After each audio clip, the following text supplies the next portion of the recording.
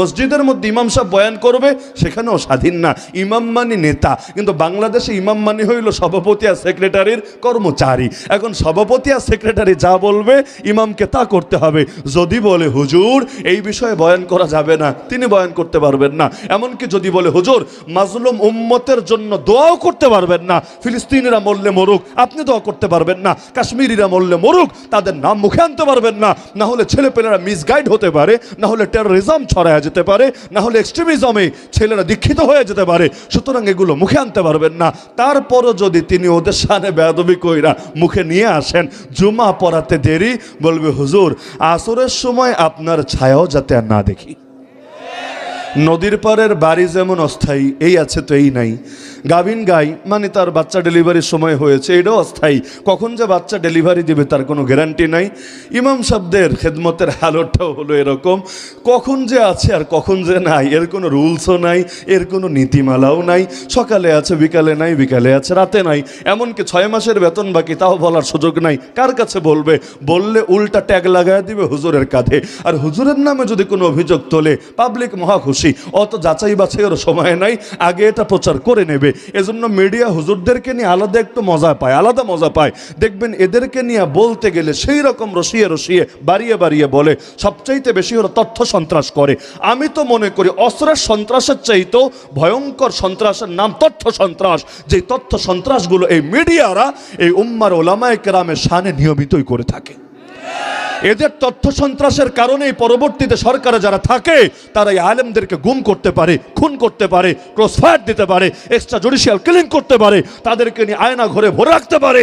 আরে কাজ তো বাস্তবায়ন করে সরকারে থাকা লোকেরা, কিন্তু এর পথ খুলে দেয় এই তথ্য সন্ত্রাসে লিপ্ত থাকা হলুদ মিডিয়া। এজন্য যেই ফেরাউন নবী মুসা জন্মের আগে তার মৃত্যুদণ্ডের রায় দিতে কোনো জবাবদিহি করে নাই, কোনো যুক্তি আলাদা করে দেখায় নাই। তার দেশে সেই রাজা স্বৈরাচার, তার আবার যুক্তি কি আর জবাবদিহি কি? কে তারে প্রশ্নের আওতায় আনবে? তো ওই সময়ে যুক্তি দেওয়ার প্রয়োজন মনে করে নেই, এখন বড় হওয়ার পর মারবে, এখন যুক্তি দিচ্ছে। অথচ এখন যুক্তি না দিলেও চলবে। ফেরাউন যুক্তি না দিলে কে প্রশ্ন করবে তারে? প্রশ্ন করতে দেরি কল্লার জায়গা থাকবে না। ওই কিম জং উনরে না দেখেছেন, ফেরাউনরে তো আর দেখেন নাই। মানে এই রকম দুনিয়ায় বর্তমান জামানায় যদি আধুনিক রাষ্ট্র ব্যবস্থায় এসে এমন রাষ্ট্র থাকতে পারে যেখানে প্রেসিডেন্টের বিপক্ষে কথা বলা যাবে না, এমনকি সৌদি আরবে পর্যন্ত ইতিমধ্যে 1,500-এর বেশি আলেম কারাগারে পচে গলে মরছে। কেন? কারণ তারা রাষ্ট্রের এবং সরকারের বিভিন্ন কর্মকাণ্ড নিয়ে প্রশ্ন তুলেছে। কাবার ইমাম পর্যন্ত গ্রেফতার হয়েছে, এমন নজির আছে। অপরাধ কি? অপরাধ হলো তিনি তার ভাষণে, তার খুতবার মধ্যে সরকারের কোনো অনইসলামী সিদ্ধান্তকে চ্যালেঞ্জ করেছে। ওগুলো দেখলে মাঝে মাঝে মনে হয় আলহামদুলিল্লাহ, আল্লাহ অন্তত আমাদেরকে এই রকম হালত থেকে কিছুটা নিরাপদে রেখেছে। পাকিস্তানে কয়েকজন আলেম স্বাভাবিকভাবে মরতে পারে, বেশিরভাগ বড় বড় আলেমের নামের আগে দেখবেন শহীদ বলা লাগে।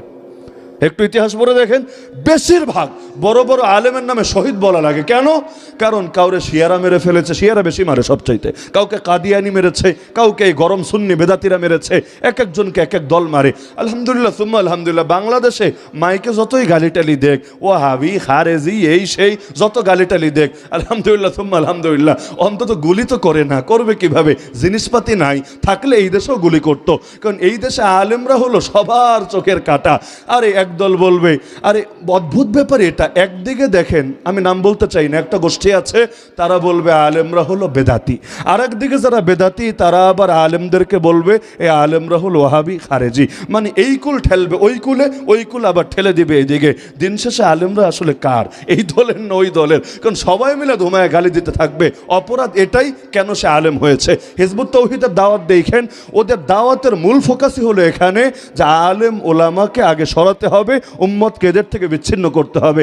আলেম মানেই নাকি ধর্ম ব্যবসায়ী, আর হিজবুত তাওহীদের কর্মী মানেই হলো খাঁটি ধার্মিক ব্যক্তি। হিজবুত তাওহীদে ঢুকবেন একেবারে এমন এক মেশিন, একদিক দিয়ে ঢুকবেন আর একদিক দিয়ে বাইর হবেন, খাঁটি ধার্মিক ব্যক্তিতে পরিণত হবেন। আর কওমি মাদ্রাসায় পড়বেন, পরে আলেম হবেন, ব্যাস কিছু করেন বা না করেন ধর্ম ব্যবসায়ী, এই গালিটা আপনার কপালে জুটবেই জুটবে।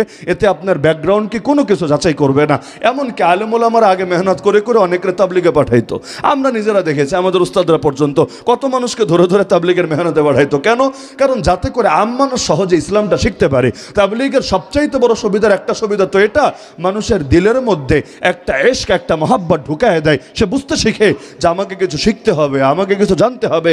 ফাজাইলে ইলম শিখতে থাকে তালিমের হালকায় বসে, এবং সে গুরুত্ব অনুভব করতে থাকে মাসাইলে ইলম আমাকে শেখার জন্য উলামায়ে কেরামের কাছে গিয়ে গিয়ে ঈমান, আকীদা, প্রতিটা জিনিস, মাসালা মাসাইল সব শিখতে হবে। আল্লাহর কি কুদরত!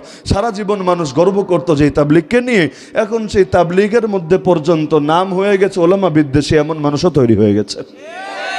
ওলামা বিদ্বেষী বললেই যে ওই সার্কেলের প্রতিটা ব্যক্তি আলাদা ইন্ডিভিজুয়ালভাবে ওলামা বিদ্বেষী, আমি এই দাবি করছি না, এটা করা উচিত না, কিন্তু তাদের অনেকের মধ্যেই যে ব্যাধিটা আছে, যারা স্বার্থের প্রয়োজনে আলেমরে পিটাইতেও পারে, যারা স্বার্থের প্রয়োজনে তালেবুল ইলমের মাথাও ফাটায় দিতে পারে, যারা স্বার্থের প্রয়োজনে জীবনে আন্দোলন সংগ্রাম করুক না করুক, আল্লাহর নবীরা গালি দিলেও তাদের কোনো আলাদা দলীয় শিরোনামে অ্যাক্টিভিটিস থাক বা না থাক, তো নিজেদের স্বার্থের প্রয়োজনে সেগুলোও করতে জানে, এমন নজির তো দেখাই লাগছে। হ্যাঁ, আমি এই দাবি করি না যে হাতের 5 আঙ্গুল সমান, তাদের মধ্যে এমন কেউ থাকতে পারে, অবশ্যই থাকতে পারে, যারা হয়তো দিল দিয়ে, মন দিয়ে, প্রাণ দিয়ে আলেমকে ভালোবাসে, কিন্তু ভালোবাসলেও সে এমন একটা পক্ষকে অবলম্বন করে যেই পক্ষ ইতিমধ্যে আলেম ওলামা ভার্সেস তারা এইরকম সাংঘর্ষিক একটা অবস্থানে দাঁড়িয়ে গিয়েছে। নাউযুবিল্লাহি মিন যালিক। তাহলে ফেরাউন এত সুন্দর যুক্তি দিল, কষ্ট পাচ্ছেন নাকি আমার কথায়? কষ্ট পেলেও কিছু করার নেই, কষ্ট পেলে আমি ক্ষমা চাই না। কেন? কারণ আমি কষ্ট পেলে বলি, যদি কেউ কষ্ট পান আর কি, তাহলে বলবো আপনি আপনার ইমানটারে শুধরায় নেন, আমার কি করার আছে? ইমানে যদি ভেজাল থাকে কষ্ট লাগতেই পারে। আমার কথা এমন, যেখানে কষ্ট থাকবেই থাকবে, তবে ভালো মানুষের জন্য না, একটু অন্য টাইপের মানুষের জন্য। যেমন সাংবাদিকরা ইদানিং প্রশ্ন করে ইসলামী নেতা পেলেই, হুজুর আপনারা ক্ষমতায় আসলে কি হাত কেটে দেবেন? আপনারা ক্ষমতায় আসলে কি পাথর মেরে হত্যা করে ফেলবেন? কমন, আপনি একটু অনলাইনে নজর রাখলেই দেখবেন এই প্রশ্নগুলো প্রায় ইসলামী বরেণ্য রাজনীতিবিদদেরকে করা হচ্ছে। আমারও তো করেনি আলহামদুলিল্লাহ, ওদের কপাল ভালো। করলে আমি উল্টা প্রশ্ন ছুড়ে দিতাম, আচ্ছা হাত কাটা হবে কি হবে না পরের আলাপ, আপনি ভয় পাচ্ছেন কেন সেটা বলেন দেখি। কারণ ইসলামে হাত কাটার বিধান বাস্তবায়ন করা হবে কি হবে না পরের আলাপ। হাত কাটা হয় কার? আরে চুরি করে যে চুরি, তো যে চুরি করে না তার হাত কাটা নিয়ে কোনো ভয় আছে? আর যে চুরি করেছে, তো একটা ললিপপ চুরি করলে হাত কাটা হবে এমন না, একটা পটেটো চিপস নিয়ে খায় ফেললে হাত কাটা হবে এমন না। মোহরের সর্বনিম্ন পরিমাণ যেটা, মোহরানা বুঝেন না? ওই বিয়ে করতে যে আপনারা মোহরানা নির্ধারণ করেন, মোহরানার সর্বনিম্ন পরিমাণ যেটা হাত কাটার জন্য যে নেশাব আছে, মানে যতটুকু হলে হাত কাটা যাবে ওইটারও পরিমাণ হলো সেটা 10 দিরহাম। এই 10 দিরহামের নিচে কেউ চুরি করলে সেখানে হাত কাটা হয় না। মসজিদের থেকে আজকাল তো জুতাও চুরি হয়, ওই যে মসজিদের বাথরুমের জুতা, কাটা কাটা জুতা, সামনে দিয়ে কাটা, পিছন দিয়ে কাটা, এগুলো পর্যন্ত চুরি করে নিয়ে যায়। মাঝে মাঝে দেখি বদনা বেঁধে রেখেছে, তাও শিকল দিয়ে। কেন? কারণ এই বদনা শরীফরেও নাকি আস্ত রাখবে না, এইটারে পর্যন্ত নিয়ে খাবে। মানে এই রকম লোভ পেয়েছে, কি যে মধু আছে বদনার ভেতরে, এইটাও আস্ত রাখতে পারবে না। এই চোরদের জ্বালায় মসজিদের বারান্দা পর্যন্ত অনেক জায়গায় খোলা রাখতে পারে না। কেন রাখবে? নামাজের নামাজ পড়ার জন্য। পাগলে এসে ফ্যান নিয়ে যাবে, লাইট নিয়ে যাবে, কি যে এক মুশকিল। আর আজান তো মসজিদের ভেতর থেকেই দেওয়া লাগে, যদি আজানটা বাইরে থেকে দেওয়াটাই ভালো, উত্তম। ভেতর থেকে দিতে হয় কেন? মাইকটারে পর্যন্ত একদম গায়েব করে ছাড়বে। হ্যাঁ, কিছু কিছু জায়গায় আলহামদুলিল্লাহ এদের একটু সতর্কতা ভালো, মুয়াজ্জিন সাহেবের রুমে বা এরকম কোনো জায়গায় নিয়ে মাইকটা সেট করে রাখে, এটাই সর্বোত্তম, এটাই সর্বোত্তম। আর যেখানে এটা পারে না, এরা তো ডাইরেক্ট মসজিদের মিম্বারের পাশে নিয়ে মাইক বসায় রাখে, সেখান থেকে আজান দেওয়া লাগে, শুধুমাত্র এই চোরদের চুরির হাত থেকে আল্লাহর ঘরের আসবাবকে হেফাজতের জন্য। তাহলে এই যে চুরি করলে হাত কাটা হয়, তো এটা তো ভয় পেলে চোর পাবে, যে চোর না সে ভয় পাবে কোন দুঃখে? একইভাবে পাথর মেরে মারা হয় কারে? পাথর মেরে মারা হয় বিয়ার পরও আকাম ছাড়তে পারে নাই যে। এমনকি বিয়ের পরে আকাম করলেই পাথর মারা হবে তা না, বরং তো 4 জন সাক্ষীর চাক্ষুষ সাক্ষ্য থাকা লাগবে। 4 জন সাক্ষী বুঝেন, বেটা পাপ করবি তো করবি, তাও 4 জনের চোখের সামনে।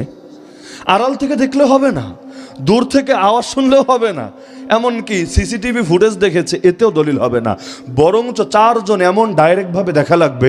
ফতোয়ার কিতাবে, ফিকহের কিতাবে শব্দ আছে, বড় জটিল শব্দ, রাআইতুহু ওয়াতিআহা ফি ফারজিহা কাল মিলি ফিল মিখালা।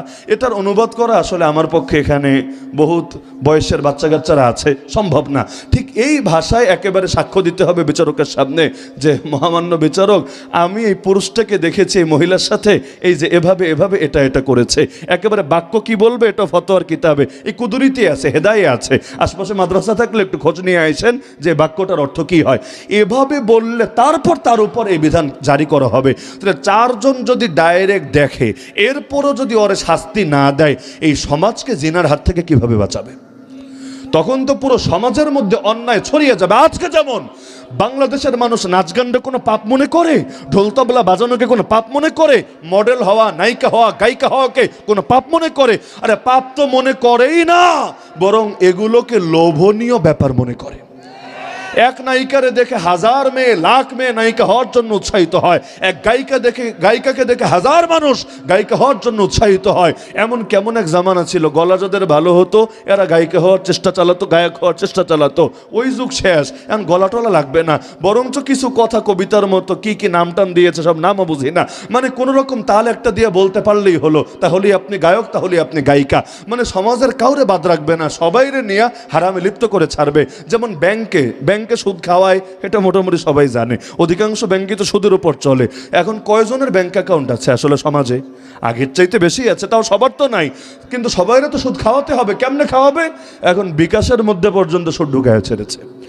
বিকাশে যদি ম্যানুয়ালি সুদ অফ না করেন, কাস্টমার কেয়ারে কল দিয়ে সুদ অফ না করেন, আপনার বিকাশেও কয় মাস পর পর সুদ আসে। কত টাকা আসে জানেন? 4 আনা, 8 আনা, 1 টাকা, 1.5 টাকা, এইরকম বিশাল বিশাল অ্যামাউন্ট। মানে যেটা দিয়ে একটা ললিবাবু কিনে খাইতে পারবেন না, কামের কাম কিচ্ছু হবে না। তারপর আপনার সুদখোর বানায়া ছাড়বে, আপনার রক্তের সঙ্গে সুদ মিশায়া ছাড়বে, আপনিও যাতে জাহান্নামী হন, গজবে পড়েন, এই রাস্তা খোলার ব্যবস্থা করে ছাড়বে। একটা মানুষকেও বাদ রাখবে না যেই মানুষের গায়ে সুদের ছোঁয়া লাগবে না।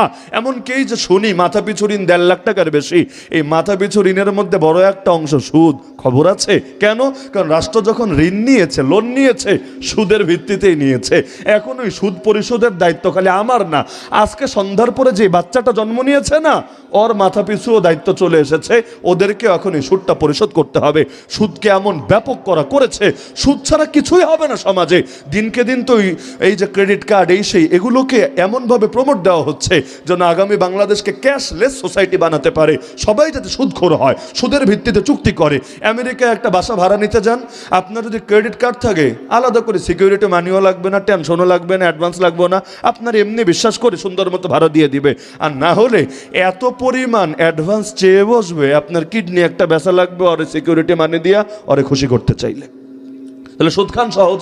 বাংলাদেশে বহুকাল ধরে টাকা জমায় জমায় গাড়ি একটা কেনেন, গাড়ি কিনতে দেরি, দেখবেন দুদকের মাথা গরম হতে দেরি না। কি রে, গাড়ি কেনার টাকা পাইলো কই? গাড়িকে জেনতেন ব্যাপার? তাহলে মনে হয় ব্যাপার স্যাপার আছে। আপনার কোনো ব্যাপার নাই, আপনার সাদা টাকা, কালা টাকা না। তারপর আপনারে নিয়ে মিছে মিছে বিভিন্ন টাইপের প্রশ্ন, বিভিন্ন টাইপের সন্দেহ আপনার উপর ফেলা হবে। আর যদি আপনি খালি জবাব দেন, না স্যার আমি তো ব্যাংকে লোন নিয়ে কিনেছি, বাস্তবে আপনার কালা টাকার অভাব নাই। বহুত বাংলাদেশে এমন কোটিপতি আছে, ওর টাকার অভাব নাই, তারপরও ব্যবসা করে, তারপরও গাড়ি কেনে, তারপরও প্লট কেনে, তারপরও ফ্ল্যাট কেনে ব্যাংকের লোন নিয়ে। কেন? শুধুমাত্র প্রশাসনিক ঝামেলা, দুর্নীতি দমন কমিশনের ঝামেলা এড়ানোর জন্য। যদি খালি বলতে পারেন আমি তো ফকির রে ভাই, আমি মিসকিন, এই দেখ লোন নিয়ে ঋণ নিয়ে খাই, এক জায়গা থেকে ঋণ নিয়ে চলি, আর এক জায়গা থেকে টাইনা আবার ঋণ পরিশোধ করি, বলবে মাশাআল্লাহ মারহাবা, আপনার মতো হুজুরি তো দরকার, আপনি আসলে সচেতন নাগরিক, আপনার টাকা একদম পিওর টাকা। মানে ভালো থাকতে চাইলে ভালো থাকতে পারবেন না, আর ওদের সঙ্গে তাল মিলান, আপনারে ভালো বলতে দেরি করবে না। এই যে দেখেন না, এখনো পর্যন্ত বাংলাদেশের অধিকাংশ মানুষ ভাবে আল্লাহর নবী এবং সমস্ত নবীদের ওয়ারিসরা রাষ্ট্র পরিচালনা করার যোগ্যতা রাখে না। রাষ্ট্র পরিচালনার যোগ্যতা রাখে কারা? রাষ্ট্র পরিচালনার যোগ্যতা রাখে মমতাজ খালারা, রাষ্ট্র পরিচালনার যোগ্যতা রাখে ফেরদৌসের মতো নায়করা, রাষ্ট্র পরিচালনার যোগ্যতা রাখে সারা জীবন যারা ক্রিকেট খেলেছে, খেলাধুলাই যাদের পেশা, খেলাধুলাই যাদের নেশা, জীবনে রাজনীতি রও করে নাই, পাবলিকের সাথেও মেলামেশা করে নাই, পাবলিক কিভাবে সামাজিক সমস্যা হ্যান্ডেল করা লাগে কিচ্ছু বোঝে না, খালি পারে চাহির মারতে আর ছক্কা মারতে, ধৈরাই না এমপি বানায় দেওয়া হবে এক লাফে, কপাল খুলে গেলে মন্ত্রীও বানায় দিতে পারে, এই লোকগুলো রাষ্ট্র পরিচালনার যোগ্যতা রাখে। এমনকি যে এখন তো মোস্তফা সরোয়ার ফারুকের মতো লোকেরা নিয়েও উপদেষ্টা বানানো হয়েছে। কি যোগ্যতা আছে উপদেষ্টা হওয়ার জন্য? সারা জীবন যদি এমন হতো তার পলিটিক্যাল ব্যাকগ্রাউন্ড আছে, পলিটিক্স করে করে এসেছে, জাতিরে খুব ভালো নেতৃত্ব দিতে পারে, হ্যাঁ তাও একটা ব্যাপার ছিল, এমন না, মানলাম যে না তার অতীতে অবদান না থাকলে গণ অভ্যুত্থানে এই জুলাই আন্দোলনে তার ব্যাপক অবদান ছিল, এমন বদৌলতে এটা পেলেন, তার রক্তকে মূল্যায়ন আপনার করতে হবেই হবে। এটা পিএইচডি করা লাগে না এতটুকু জ্ঞানের জন্য, এটা কমন সেন্স থাকলেই চলে। তার রক্তেরও যখন মূল্যায়ন হয় না, বুঝতে বাকি থাকে না ইতিমধ্যে খেলা অন্যদিকে চলে গেছে। তাহলে দেখা যাচ্ছে যে যেই জিনিসগুলোকে পাপ মনে করা দরকার ছিল মানুষ করে না, বরং পাপের নর্মালাইজ হচ্ছে। পাপের নর্মালাইজ হওয়ার ক্ষতিকে জানেন? তওবা নসিব হয় না। আর তওবা নসিব না হওয়ার পরিণতি জানেন? ব্যক্তিগত পাপের কারণে ব্যক্তিগত গজব আসে, জাতীয় পাপের কারণে জাতীয় গজব আসে। আমরা এখন আর ব্যক্তিগত পাপে নাই। কারণ ব্যক্তিগত পাপ করেছিল, একা পাপ করেছে, একা। যখন আল্লাহ আযাব দিয়েছেন আর পুরো